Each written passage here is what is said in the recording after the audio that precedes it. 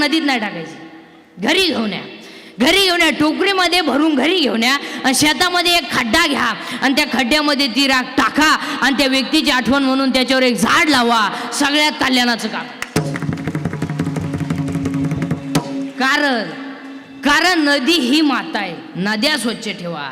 आणि आज सगळ्यात दूषित जर काय झालं असेल, नदी आणि पाणी, गॅस्ट्रो, अटॅक, हे जे रोग आहेत, तुम्ही एक अभ्यास करा सगळी एज्युकेटेड लोक, पांढऱ्या पेशी हा आजार पूर्वी नव्हताच. मग जुन्या माणसांना पेशी नव्हत्या का? हा नवीन ॲटम आला कुठून? बरं, हा सगळा खेळ कधी झालाय? या आता तांबड्या वाढल्या, पांढऱ्या कमी झाल्या, पांढऱ्या वाढल्या, तांबड्या कमी झाल्या. अरे तू वाढ दे ना, पण गपची बस ना. आता या पेशी वाढण्याचं कारण आहे का बरं का एज्युकेटेड लोक?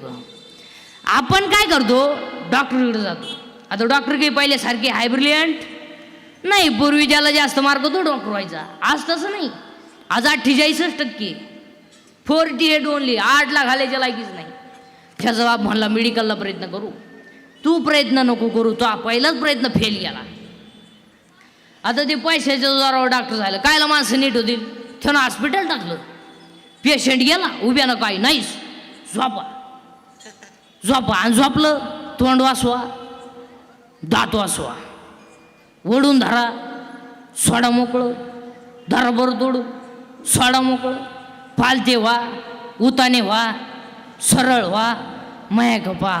काय होतं तुम्हाला? आता एवढा टाईम का व्यायाम चालू होता का काय?